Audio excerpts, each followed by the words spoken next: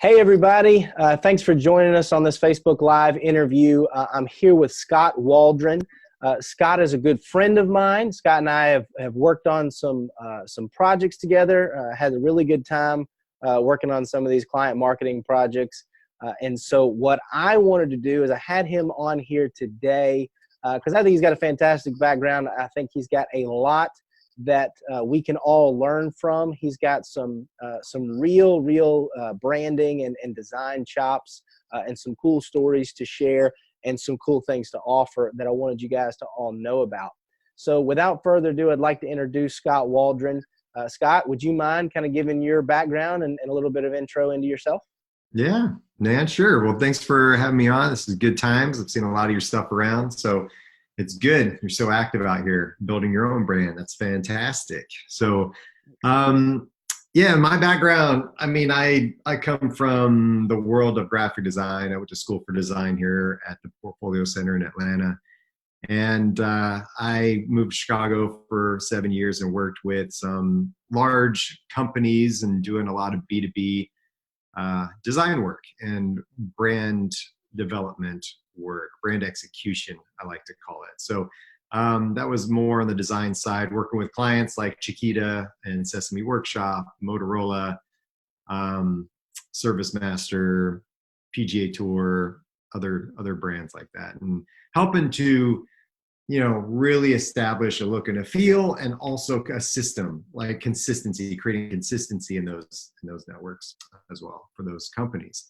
Moved back to Atlanta about 7 years, well, I guess almost 9 years ago now, to create the Atlanta office for Multiple. And so that's been a fun ride, and I've been doing that.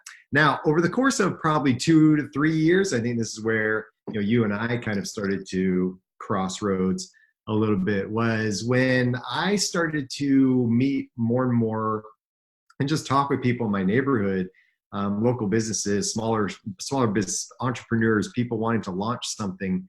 And in the past with Multiple, we deal with some mid-sized companies, higher-end companies too. And I was always turning away small businesses. I was always turning away nonprofits. I was always like, I'm sorry, I can't, like, I wish I could help you, but I just can't, or I'd say, here's your budget I know you can't afford, right? Like, so that happened a lot too. And it just came to the point where I was like, why, like, I'm a small business. Like, why isn't there access for these people out there, right? So I decided to try to create that access to smart strategy, strategic branding, right? As far as what brand is, education, empowerment for smaller businesses, and understand how to make their marketing more effective. I talked to a lot of small business owners of companies or whatever, just like, I don't know, like, I didn't go to school for marketing, so just was throwing money at the wall, right? Just throwing ideas out there. And some digital marketing company said, hey, we could do this, this, and this. And then I get a report once a month, and I don't know what it means. Like, we've all heard that story, right? So I wanted to try to empower them a little bit more and be more strategic in their approach to their marketing, and not just fly by the seat of their pants and create what I call empty marketing tactics that have no soul. So that's kind of what I've been doing for the past couple of years now. I've been doing a lot of speaking. I've been doing a lot of workshops and education for the smaller business community and entrepreneurs. And yeah, it's been fun. It's been a good ride. That's great. And as you say that, I remember how we actually met. Oddly enough, that I sometimes forget that it was at an event for small business owners here in our local market. And you and I both joked, I don't know if you remember, but that we both kind of unexpectedly were taking notes for each other's presentation, right? And kind of, really paying attention, because what you talked about was just a higher level than I had previously been exposed to when it comes to small business branding. A lot of my focus was on strategy and on content creation and messaging to a certain degree, but I was really impressed by your focus on, what is a brand? And so if you don't mind, talk about that a little bit. How would you define a brand? And then, I think a lot of small business owners, they think their brand is what they do, right? What their business does. And then maybe it's about how well people know of them, right? Or how many people know about them. But you have a very different definition that I think is more holistic. And I'd really appreciate if you'd talk to the folks a little bit about that. Yeah, man. That's one of my first things I always do, right? Is what is brand, and what is it? It's not your logo. It is not your color palette. It's not your font choices. It's not your signage. And no offense to our local businesses out here that do signage or signage companies, but they'll come up and stand in a meeting, say, "Hey, if you're looking for, we specialize in branding. If you want to brand your company, then come to us and we'll create a sign for you." And I'm like, no, that's not what brand is, right? You are in the business of brand awareness. You're in the business of making people aware of my brand, right? But you are not in the business of branding. Brand is what people say about you when you're not around. Straight up, plain and simple. It is what people say about you when you're not around. It's your reputation, okay? So in essence, when we are creating a brand, we're shaping a brand, a perception of us, we need to really understand a lot of core things, right? There's three main components and purposes of branding. One is differentiation. How do I differentiate myself from everybody else in the market? Number two is alignment. How do I create more alignment within my organization or my team, or even in my own vision of what I want to do, and align with my products and my services and my offerings? And then consistency. How am I consistent in the delivery of my message and the delivery of my products and the delivery of myself? Because I'm a brand, right? So in essence, we don't really have one brand out there. We have like a million different brands, because there's a million different people that all have a different, slightly different perception of us and a reputation. And so there's a million different little brands out there of us. And it's not really what I say my brand is, it's what other people say my brand is. Now I need to work on shaping it and that messaging and what I want people to understand about me. But it's that handshake, right? It's the way we talk about ourselves. It's the way we communicate. It's reputation management. And so I do that. That's what I help do is shape that, coach people through that process. And not only on the external marketing side, but on the internal brand development side with company culture and team communication, and your own communication style is a big reflection of your brand. So I shape it both internally and externally. That's a really great question. And one that brings up a really great question that I get a lot from people, and that frankly comes up in discussions. And by the way, guys, if you're watching this and if you have questions for Skot, please leave them in the comments. If I can't get to them in this interview, I'll definitely get an answer from Skot, or I'll put you in touch with Skot. But if you're watching this live, can you do me a favor and leave a comment with just the word live? And if you're watching this on the replay, please leave the word replay, just so we have an idea of who's watching this and when. But the question this brings to mind, or at least a thought, and you can respond to this, is that so many businesses don't seem to understand that you can't have a completely different internal brand in a company culture and an external brand as far as customers, at least not for long, in my opinion. I mean, how do you react to that, or how do you respond to that? Yeah, man, people try to fake it, right? And that's a problem. Like your internal culture and the way you function is going to shape the way you communicate. The way you communicate internally is going to affect the way you communicate externally, right? If we can be effective in communication internally about who we are, more alignment, more consistency, more appreciation, more loyalty, more trust, more all those aspects that we talk about when we talk about customer relationships or client relationships, but internal culture relationships. If we can shape that and build that and strengthen that, there's going to be less turnover. There's going to be more alignment, more consistency, more loyalty within the organization.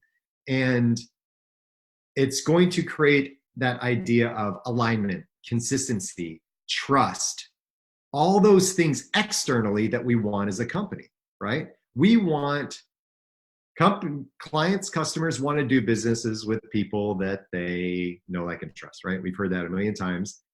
And in order to do that, we have to build ourselves up to a point where we feel like we're part of something that is known, liked, and trusted, you know?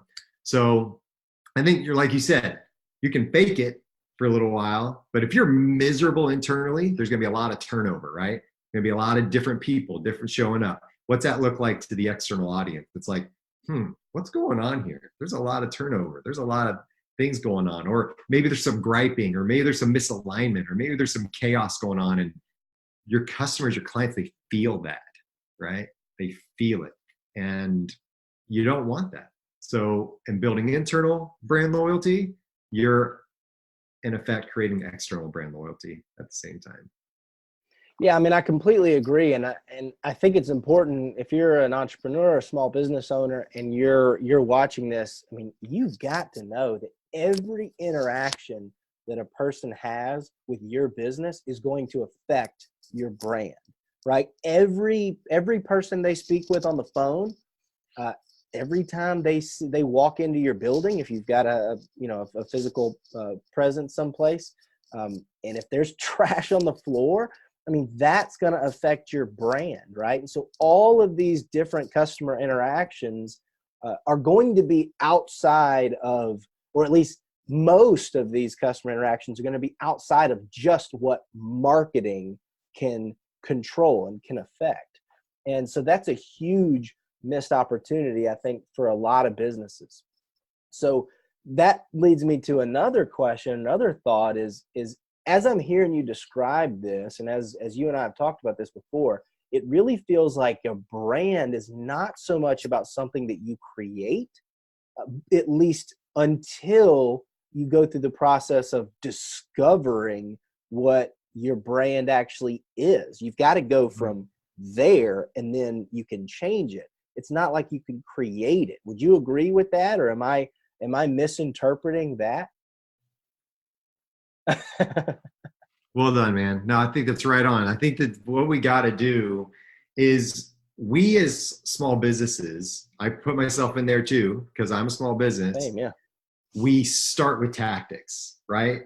We launched a business and we're so in tactical mode of getting our business license, of launch, of getting a name, of doing all these things that we're tactics all day long, right? Getting checks, getting whatever it takes, opening that bank account. And we stay in that mode of tactical, that by the end we're throwing stuff at the wall, tactics, right? Hoping things work out in the end. And then a couple, maybe 3-4 years later, we go, I need a vision for my company, right? It's like, whoa, like you should have had that a long time ago. I'm actually doing a speech tomorrow on vision.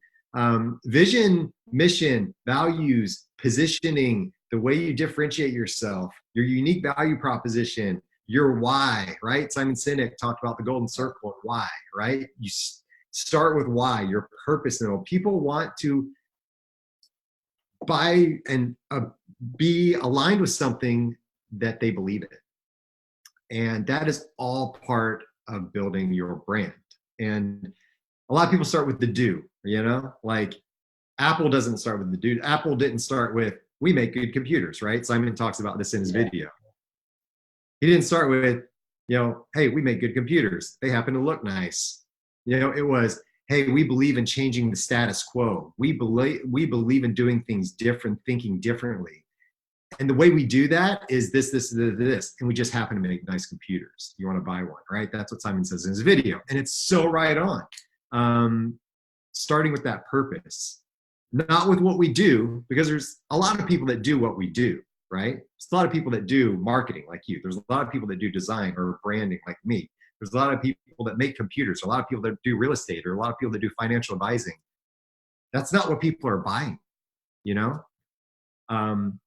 they're buying something different.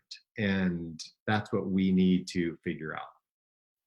So I completely agree with especially that last statement. And I was actually having coffee this morning with a friend of mine who is he's getting into an industry that he's kind of new in, and he was asking me about how he should initially position his personal brand. And his first thought was to align it with, the company that he's kind of representing, right? Because in his mind, and nothing wrong with this line of thinking, makes sense initially. They're a big brand, so I should just be kind of attached to that brand, and I'm this guy with that big brand. And my advice to him was, whoa, hold on, because if you're just that guy that's attached to that brand, you are totally dispensable, right? You're just another also ran. If you want to be somebody who has some brand loyalty to you, you have got to add something of premium value that they can't just get anywhere with someone else who represents this bigger brand, right? It's in the insurance business, right? We all know, Jim, the State Farm guy, or, Bob, the Allstate guy. But they're just a dispensable piece of the brand. But you've got to really have that unique differentiator that separates you and your business, and that's got to come from within. I mean, how do you respond to something like that? Yeah. There's particular industries where this stands out more, right? For instance, financial advisement or real estate markets or other things like that, where, when's the last time you're like, oh, so you bought a house from a real estate agent, right? And she happened to work for Remax, that real estate agent leaves and goes and now works for Caldwell Banker or Century 21.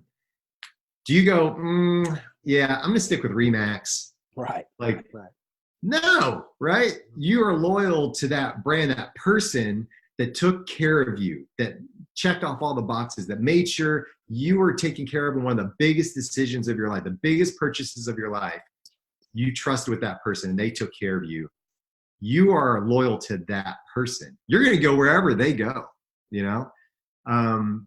and we do this with a lot of different people in that space. And so that, I agree. I think that there's something that you need to think about when you're branding yourself. If you are the brand and you are affiliated with a larger company of some kind, how do you work that authority? How do you work that relationship to the point that it benefits you, but it doesn't become your identity, right? It becomes a support for you in your marketing and your own brand building efforts, right?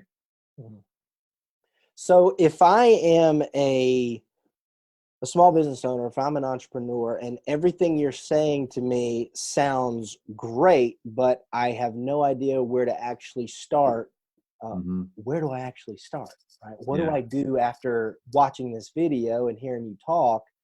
How do I go back to my office and say, okay, we got to figure out what our brand actually is, and then we need to figure out what we need to do to make it the brand that we want so that it achieves the actual business outcome that we want to see. Yeah, I think that's that was one of my things of developing my coaching program, right? And developing these things and trying to go out and meet with local chambers and local businesses and really try to figure out how can I, in SBDC, right? Small Business Development Center at UGA, where we met, and how can I be of service to these companies, right? That maybe don't have the means or the resources to meet with me, or maybe they're across the country and can't fly me out there to meet with them for 2 days or really drill this stuff out. So in conjunction with those in-person workshops that I do with a lot of different companies, I have also created an online course. And in this online course, does just those things. It walks you not every single component of what I do with companies, but really the foundational elements of creating a brand, right? So finding out a little bit more of your why, finding out your target market, really identifying your target audience. Not like, hey, here's 3 questions, but like, hey, let's think about this. Let's really talk about who our target market is. Getting into elevator pitches, right? How do you message that verbally? Getting into positioning, differentiating yourself from your competition, vision, mission, values, all those types of things, and really structuring those out and really thinking about. You may have some of those already. But I'm going to say most vision statements are worthless. Okay. I'm going to tell you, I'm just going to be right out and say it, right? I think a lot of people are burned out by them. I think they're like, that's a bunch of fluffy blah. I didn't just like, sure, I put it up on, I see them on the wall in the conference room, but it doesn't mean anything. It's a bunch of generic corporate speak, right?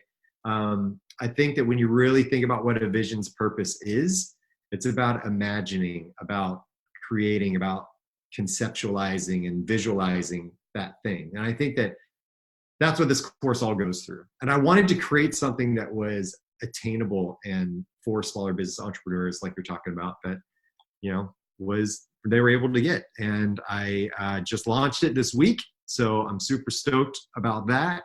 The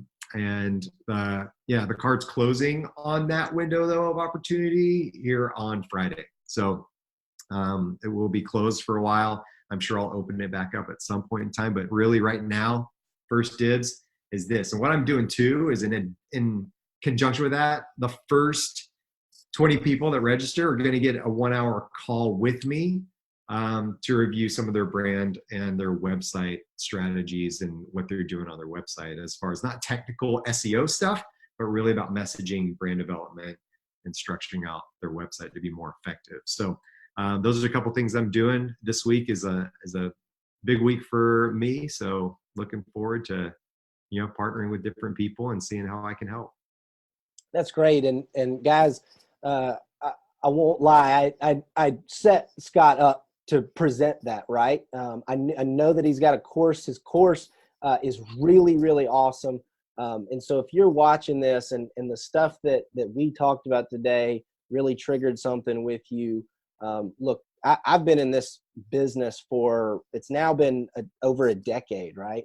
And I'm not kidding. When Skot and I met at that presentation, we each gave about an hour-long presentation for a group of small business owners.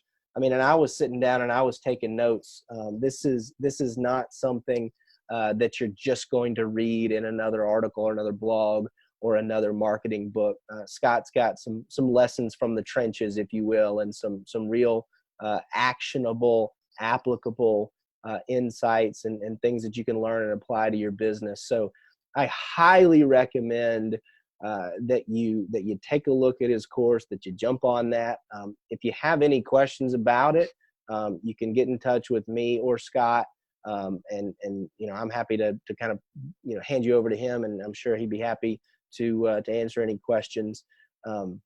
I think this is kind of bringing us to the end of our discussion. Guys, if you're watching this and you got some value from this interview, just leave a quick like and a comment. You don't have to say much, but do me a favor. Help me thank Skot for taking his time to talk to us today. And if you want to learn more about Skot or about what he does, you can reach him. I'll put his contact information in the comment section. I'll also put the link to his course in the comment section, and you can also get in touch with him through me. So Skot, any parting words you want to leave people with before we close out the live? There's two things. So number one, think brand first in everything you do. Think brand first. If you think brand first, then everything you do, you'll be thinking, how does this next thing I'm going to do affect my overall brand image? This next handshake, this next phone call, this next email, this next social post, whatever it is I do, how is it going to affect my brand image? It's going to go up or it's going to go down based on that one thing I do. Think brand first. Okay. Because in order to do that, or by doing that, you will create a brand worth following, right? We talk about following leaders. Well, we want to follow brands. Build a brand worth following by thinking brand first every time. That's it. So I really appreciate you, Reed. I appreciate our friendship and partnership and working together on various things, and having me on today to talk about the course and the value of brands for businesses like the ones that are out there. Sure thing, Skot. And yeah, the feeling's mutual. I really appreciate the time we've been able to talk and the time we've been able to work together. So yeah, thanks so much for taking the time to be with me here today. Guys, I really appreciate you watching this. If you know of somebody who's an entrepreneur who is a business owner, and they're not a part of this Facebook group, send them an invite and tell them about these types of things and tell them about the value that they can get by being a part of this group. And if you've got something that you want to share, post it here in the group. If you think it would be helpful to somebody else, or if you've got a question that you think somebody in this group might be able to answer, leave it in as a post here in the group. I really am glad to have such an awesome group of folks here in the group. We've now kind of spread across the country in terms of the makeup of this group. And so there's a lot of different markets, a lot of different industries that we're touching here. So I'm really excited about what's going to happen with this group in the year 2020. So thanks again for watching. Thank you, Skot, for being a part of it, and we'll see you guys next time.